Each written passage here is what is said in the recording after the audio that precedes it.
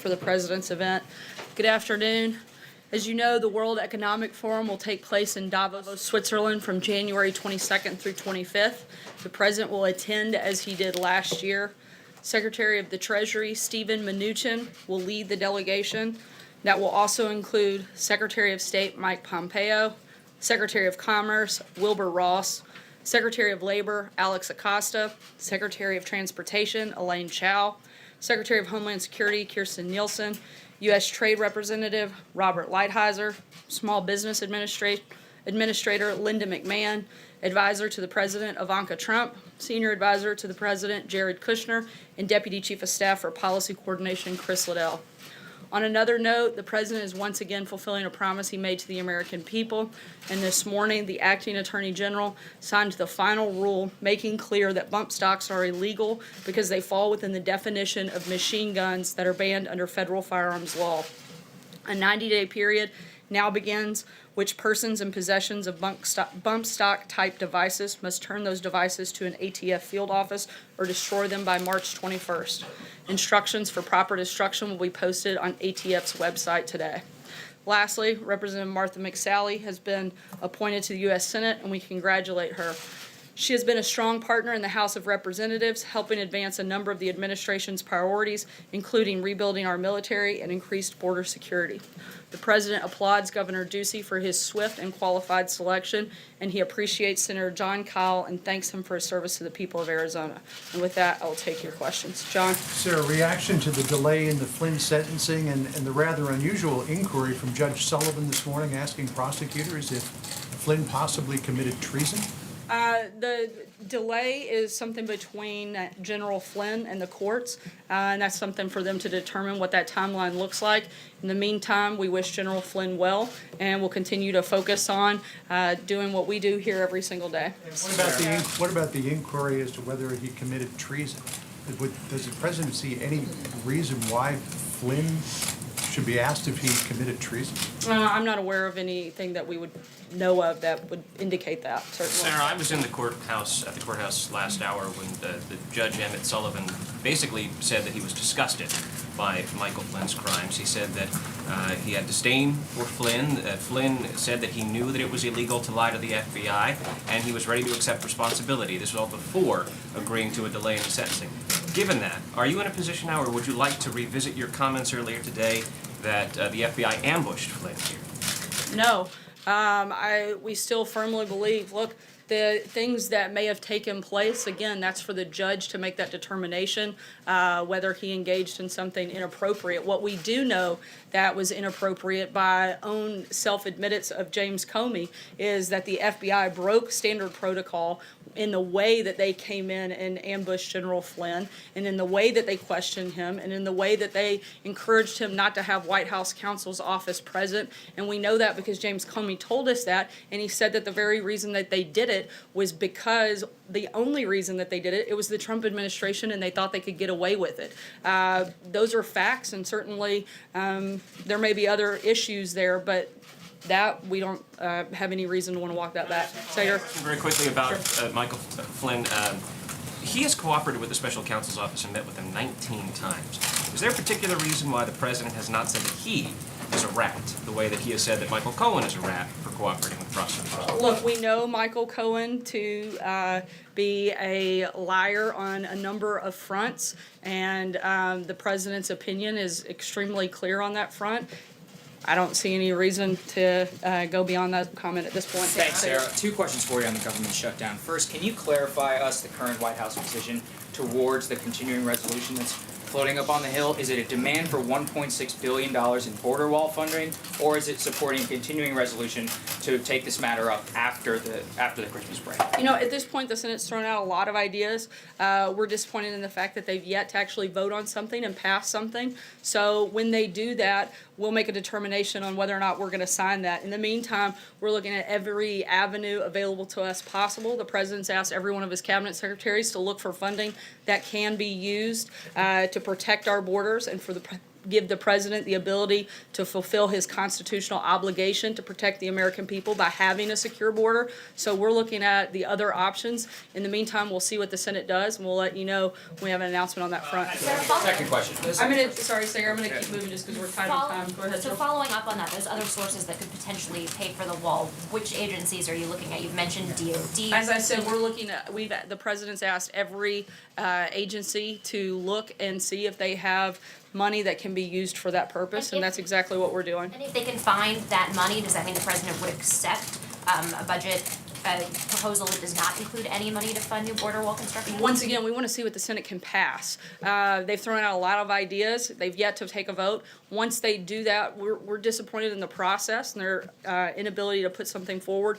Once they make a decision and they put something on the table, we'll make a determination on whether or not we'll move forward on either a short-term or long-term funding bill. This idea that the Sorry, House put Joe, I'm forward gonna today- keep moving. Josh, go ahead. Michael Flynn today tweeted that he did lie to the FBI and to them repeatedly, and that he was working for foreign government during the campaign. Does that concern the president? I mean, he seems to be concerned that Michael Cohen is a liar. Does he concern that one of his top aides lied to the FBI and was working for a foreign government? Not when it comes to things that have anything to do with the president. The activities that he has said to, and again, we'll let the court make that determination, to have engaged in don't have anything to do with the president. Let's remember what the whole thing that this started is supposed to be about, and it's whether or not Russia influenced the election and whether or not the president had anything to do with it. We know that Russia tried to create chaos within the election, but certainly not that they actually impacted it. The only reason that the president is the president is because he was a better candidate and beat Hillary Clinton. We also know that the president never colluded with Russia. So that's the whole reason that we have this, and we know those things to be false. Is the president concerned that Michael Flynn lied to a representative of his own government and was working for another government during the campaign? Is that concern him or not? Look, there's certainly concern, but that's something for the court to make that determination, and we'll let them do that. Positive comments about him when he's pleaded to this. Again, we're gonna let the court play that out, and they'll make a determination on whether or not he engaged in something right or Why is wrong. the president making positive comments about him, given these things that he's pled guilty to? It's perfectly acceptable for the president to make a positive comment about somebody while we wait to see what the court's determination is. Like, Sarah, let me ask you about a tweet that the president sent out earlier today as he continues to vent frustration about the Federal Reserve. He said that he hopes the Fed reads the Wall Street Journal op-ed. Part of the op-ed, the Journal points out that U.S. growth might be slowing. The president's tariff battles have reduced investment. Housing and autos are down, and there's a few cracks showing as well in the credit markets. When the president talks about the Fed, is he just venting at this point, or is he genuinely worried that if there is a rate hike tomorrow, that the economy will slow down? the president is stating his opinion, which he is perfectly within his right to do so. I think that is one of the reasons people like him, is because he does that and he does it regularly. He's been very clear about what his position is, while at the same time he understands that the Fed is an independent agency. That doesn't take away the president's right to state his opinion on a particular matter. And let me ask you as it Sorry, relates I'm to gonna the keep shutdown. moving. Francesca, go ahead. All right, thank you, Sarah. I just want to clarify one thing and then move back onto the border wall. But the clarification on Michael Flynn, you said it has nothing to do with the president, but one of the things that the judge brought up today was that it was so concerning to him because Michael Flynn lied inside the White House as the national security advisor to the president. So is the White House disputing at this point that Michael Flynn is a liar? Because that's also the reason that he was fired. He was fired for lying. We're disputing that any actions he engaged in had nothing to do with the president. That just because maybe he did do those things, but that doesn't have anything to do with the president directly. Okay, when it comes to the border wall, today on television, you mentioned that the president would be willing to accept $1.6 billion for the wall, the way that I understood it when you said it, and also that plays into a broader $25 billion bill over 10 years. Is that what the White House's current offer is to Capitol Hill, that it would accept? Again, we are continuing to have constant and regular conversations with the Hill. I'm not going to negotiate here. We've laid out clearly what our parameters are with members of Congress. We want to know what they can pass. We want to know what they think they can actually get done. We've laid out what we'd like to see. In the meantime, we're looking at other areas where we can draw money from to make sure that the president can actually protect our border and protect American citizens. With the deficit ballooning to over $1 trillion under this president, Where are the additional monies for this wall going to come from, and why is he asking the American taxpayer for them when he promised Mexico was going to pay? Look, we're not asking American taxpayers for that. We are looking at existing funding through other agencies right now that we can draw on to do that in immediately. So The this president's will add to been the clear, deficit. the president has been clear that the USMCA deal would provide additional revenue through that deal that would show that Mexico is paying for the Not to wall. the Treasury, though. The trade benefits, if there are any, don't go to the Treasury.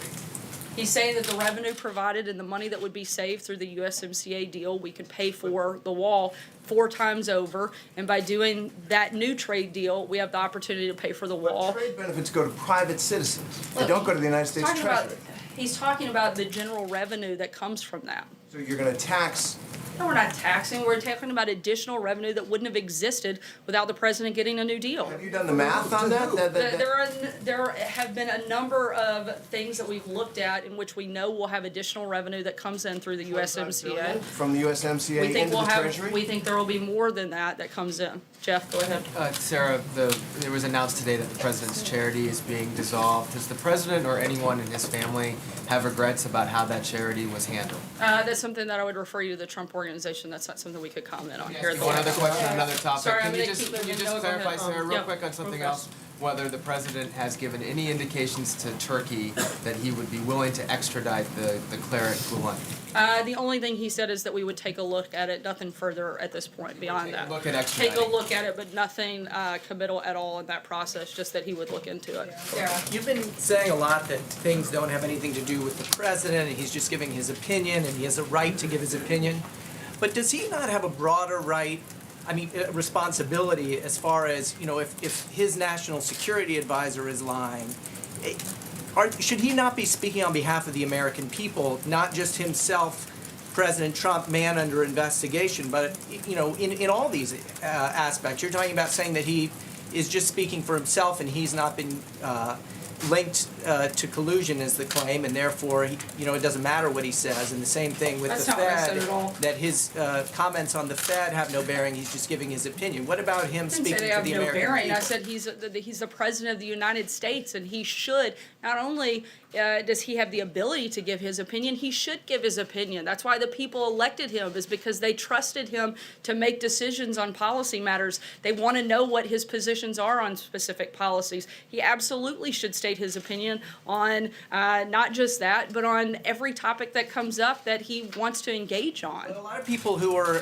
somehow involved in investigations feel the FBI is unfairly targeting them, but the president normally has a different role We as know far for a as... fact that the FBI engaged in an outrageous amount of political bias. The fact that anybody could deny that there was political bias within the FBI, particularly under James Comey's leadership, is frankly just laughable. I guess I'm wondering, using terms like rat and things like that to talk about people who are cooperating witnesses with the FBI. Or does people he not who are have- dishonest does and he- lying. Does I he mean, not have a broader seems like a pretty responsibility appropriate term. to preserve confidence in the rule of law for the American people? Certainly, and that's why he has appointed new people to help do exactly that, whether it's Director Wray, a new Attorney General, somebody that can come in and be very transparent throughout this process. We'll take one last question. Justin, the President's event's about to kick off. Sure, I just wanted to go back to the shutdown, and you keep saying that you've asked agencies to look for more money, and so on this issue of reprogramming specifically, is your red line in these negotiations that you need Congress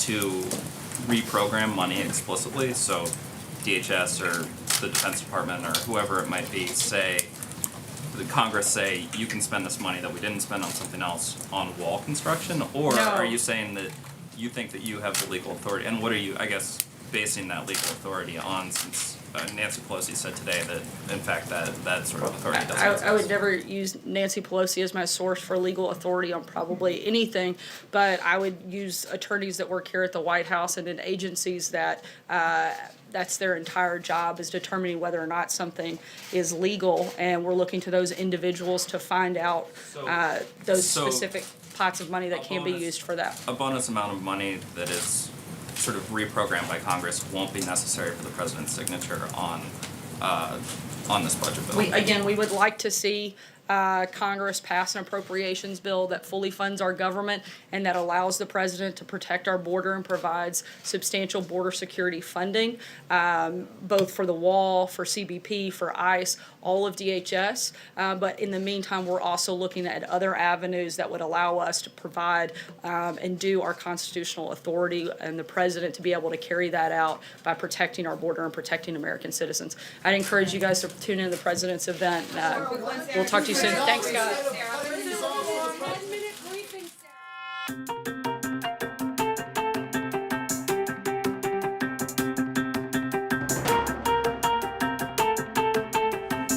Hey, welcome to the briefing room. I'm Devin Dwyer at ABC News headquarters in Washington. Well, we just had a White House briefing for the first time in quite some time, and Sarah Sanders there making a little bit of news off the top. The president is going to Davos, Switzerland for the big summit there at the end of January. He made a big splash there on the world stage last year, so we'll see him back there. But Sarah fielding a number of questions, both about the looming government shutdown that is coming into focus by the end of the week. We'll get into some of her answers on that, and also weighing in on this news out of federal court here in Washington just a few minutes ago, where Lieutenant General Michael Flynn, the former National Security Advisor, who was set to be sentenced today, pleading guilty to lying to the FBI, has backed off that, asked for some more time to consider those charges. Sarah Sanders weighing in on that as well. I want to bring in our White House reporter, Jordan Phelps, for this. Jordan, there were a lot of, for lack of a better word, whoppers from Sarah Sanders there in that press briefing. I want to break them down with you. Start with some of the news from Michael Flynn. Sarah Sanders said, what happened today in that courtroom, Michael Flynn pleading guilty, had nothing to do with the president. What say you? Yeah, that was her defense, Devin. She said that this has nothing to do with the president. They're not concerned because none of it relates back to him. At the same time, she's been defending the president's positive statements, wishing Flynn luck before he went in front of that courtroom today, saying that there's nothing wrong for the president to, say that he wishes someone luck while staying out of the process altogether. So you have to think the White House isn't all that concerned with what information Michael Flynn holds because the president has remained positive on him, even though he's been cooperating substantially with investigators. Substantially 19 times Michael Flynn met with investigators. Sanders saying, as you said, not concerned there, but not quite correct that it has nothing to do with the president. Michael Flynn pled guilty today. The judge accepted the plea that he lied while inside the White House in early 2017. Jordan, Sarah Sanders also said that the president is waiting for the court to make a determination before he offers a fuller opinion on Michael Flynn. But that's not quite correct either, is it? The court doesn't really need to weigh in here because Michael Flynn already pled guilty. Yeah, Michael Flynn already pled guilty, and the White House has already been weighing in to a great extent. They've accused the FBI of ambushing Michael Flynn, which is, of course, remarkable. It's not new to see this White House essentially attack the nation's law enforcement agencies, but that's what you've been seeing in this case with Michael Flynn. Yeah, and on that point, Sarah Sanders was given the chance to back away from that claim today. Earlier this morning, she said that the National Security Advisor had been ambushed by the FBI. As you said, she didn't walk away from that. Again, in contrast to what we heard in court today, the judge repeatedly asked Michael Flynn, Jordan, if he felt he had been entrapped, if he felt he had been ambushed, if he had felt he had been wrongly, wrongly ensnared in this when he was pleading guilty. And at every turn, he said, no, I did not.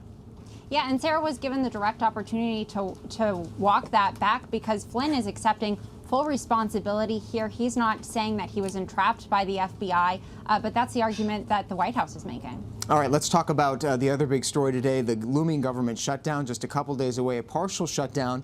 The big sticking point is overfunding for the president's border wall, $5 billion he wants to see.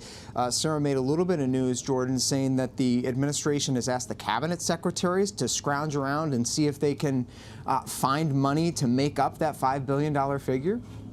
Yeah, Devin, quite a shift in the rhetoric from the White House from just a week ago when President Trump said he would be proud to shut down the government if it meant securing that $5 billion for his border wall. But now the White House is saying that they might be willing to take that $1.6 billion that Democrats are willing to give them, and they'll find the funding elsewhere. So we're seeing a little bit of creative math from the White House here. But basically, Devin, the president kind of ceded any political ground he had last week when he accepted responsibility for a potential shutdown. No one really wants to look like the Grinch right in front of Christmas, so it looks like the president's backing down here. But still, no firm commitment that they will not shut down the government. Sanders said they want to see what Congress comes back at them with before they decide.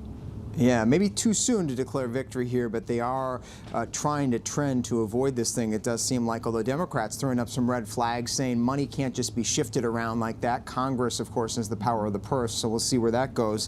Finally, Jordan, I want to ask you about our Terry Moran's question to Sarah Sanders, sort of to button all of this up. You know, so much of this debate this week over the border wall funding you got a lot of people scratching their heads because the president promised very clearly, explicitly during the campaign that Mexico was going to be paying for the wall. And Sarah Sanders today said that he's not asking taxpayers to foot this bill. Make sense of that. I know, that was quite a whopper, Devin. Of course, everyone remembers during the campaign the president would say, we're going to build a wall and who will pay for it? Mexico. But that obviously has changed now with the White House trying to find this money through taxpayer means. And Sanders, to our Terry Moran today, disputed that the president is now asking taxpayers to pay for it. Her reasoning is that the wall will be paid for through additional revenue through this revamped NAFTA deal, which the White House doesn't want to call NAFTA. They now call it the USMCA, but it's the trade agreement between the United States, Mexico, and Canada. And she says that additional revenue will pay for the wall, and that is how it looks like the administration is going to try to say that Mexico is paying for the wall. Yeah, of course, they provided no evidence to back up that claim. And as you say, the USMCA is 90% of NAFTA, which is currently in place. And as Terry Moran pointed out, trade deals don't necessarily yield tax revenue, so not sure how that's being computed. Right. I think we need to take that claim with a grain of salt for sure. But a lot of news out of that very short briefing. Sarah Sanders is there for 20 minutes. Jordan Phelps at the White House, thank you so much. We'll have much more on today's White House press briefing, another of other stories popping around town coming up 3:30 Eastern, back here in the briefing room. For now, I'm Devin Dwyer at ABC News in Washington. Thanks for watching.